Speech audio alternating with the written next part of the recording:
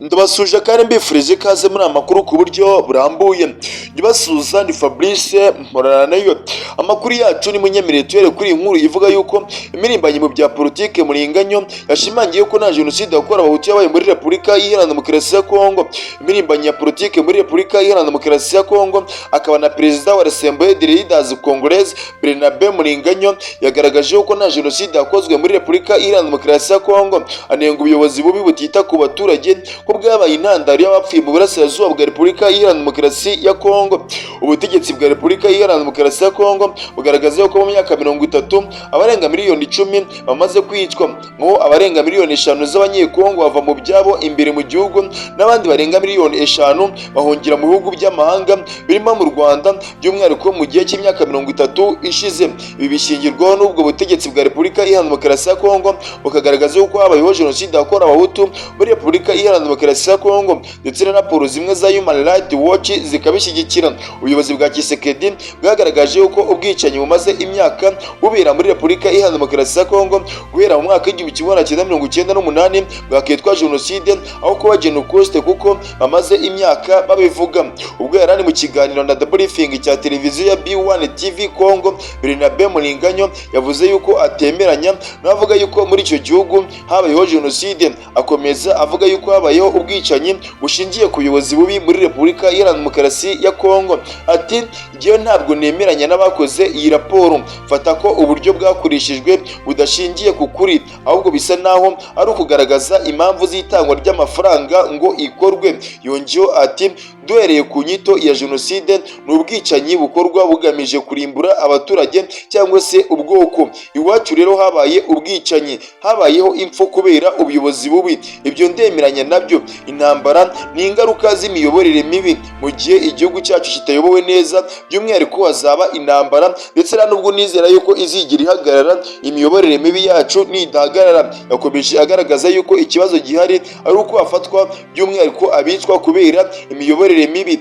Abishwe ni ukubera ibitero bihagije, ni ukubera ibitaro bihagije bitabitaho, ibyorezo n'ibindi bigashaka gushyirwa mu bwicanyi, bigashaka gushyirwa mu bicwa kubera jenoside. Ati ikibazo gihari ni uko twebwe tubara abapfuye kubera imiyoborere mibi, ibura ry'ibitaro. Imibare dutangaza niyo guhuza, ariko ukuri kwabyo gukwiye gutandukanywa, akagaragazwa abishwe kubera umugambi wo gushaka kubarimbura nk'abaturage cyangwa se nk'ubwoko. Yavuzeho kandi muri izo miliyoni 10 zishwe harimo abishwe n'indwara z'ibyorezo, by'umwihariko nk'ibiterwa n'ibura ry'amazi, ibura ry'ubuvuzi, imvura nyinshi n'ibindi, bityo ko atemera ko bishwe bazize jenoside, nk'uko ubutegetsi bwa Perezida Félix Antoine Tshisekedi Tshilombo bwabigize iturufu ushaka gushishikariza amahanga ko ibi binyoma byabaye muri Repubulika Iharanira Demokarasi ya Kongo. Ati nzi ko habayeho ubwicanyi ugendeye ku nyito ya jenoside, wareba ku Banyamurenge kubera ko by'umwihariko baratewe aho bari mu nkambi ya Gatumba. Hari inkambi y'Ababembe ndetse n'iy'Abanyamurenge, haterwa iy'Abanyamurenge bagamije kwicwa, by'umwihariko hapfuye 167 gusa. Mu mbabarire kuba mvuze uko nguko gusa. Yavuzeho kandi kuvuga ko abagera kuri miliyoni 10 bishwe kubera bakorewe jenoside bitumvikana, ndetse yifashishije urugero rwo muri Syria aho hashize igihe kinini haraswa amabombe n'ibisasu byinshi, aho ku munsi haraswaga abantu nibura bagera kuri 300 mu gihe cy'imyaka 3, ariko nta bantu ibihumbi 300 n'abantu 300 bapfuye. Yakomeje agaragaza yuko mu ntambara hagati ya Israel na Hamas nta bantu bagera kuri miliyoni bari bapfa, kandi by'umwihariko birirwa barasana muri Gaza ndetse no mu ntambara y'uburasirazuba bwa Ukraine. Ati iwacu ntabwo turasana dutyo, oya sinabihakanye kuko nta jenoside, ariko navuze ngo hari inzira y'amategeko n'uburyo bukoreshwa mu bushakashatsi kugira ngo tugere ku rwego rwo kwemeza jenoside koko yabayeho. Yagaragaje ko mu rwego rwo kwemeza koko habayeho jenoside hakenewe kwicara hagakorwa ubushakashatsi n'inzego zihuriweho hagamijwe kureba ingano y'abaturage bagiye bapfa bapfa n'icyo bagiye bazira. Umunyamakuru yahise amubaza ati niba yemera ko habayeho jenoside yakorewe abatutsi mu Rwanda.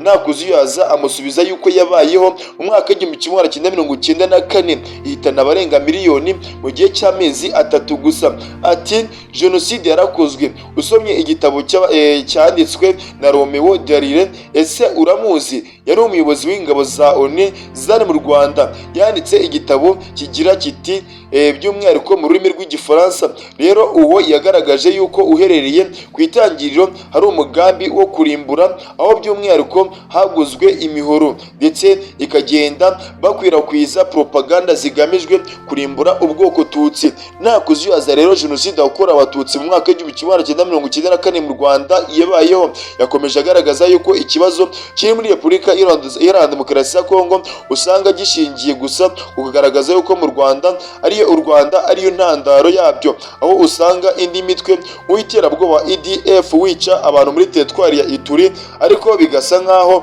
by'umwihariko ntacyo bibabwiye n'inzego z'ubuyobozi ubona ko ntacyo zibyitayeho. Yavuzeho kandi urebye neza ushobora gusanga muri Ituri ahubwo abahemu bari gukorerwa jenoside. Yagaragaje ko kandi ubutegetsi bukwiye kubahiriza by'umwihariko ibiteganywa n'itegeko nshinga n'imitwe nka Wazalendo igizwe n'urubyiruko rwahawe intwaro igahirikwa burundu uko binyuranyije n'ingingo y'190 y'itegeko nshinga. Ati abangaba bari kwica bari kuvyola itegeko nshinga, ni ikosa rikomeye ugonyora nkana itegeko nshinga. Yagaragajeho kandi kuri ubu ngubu hari imitwe itandukanye irimo Kodeko, Mai Mai, Wazalendo n'indi mitwe yitwaje intwaro itemewe by'umwihariko kuzitunga, kuko itegeko nshinga riteganya yuko FARDC na polisi aribo bonyine bemerewe kugira intwaro mu burasi muri Repubulika Iharanira Demokarasi ya Kongo. Gusa ibyo bakora bitandukanye n'itegeko nshinga, kuko usanga imitwe igiye itandukanye mu burasirazuba bwa Repubulika Iharanira Demokarasi ya Kongo iba yitwaje intwaro,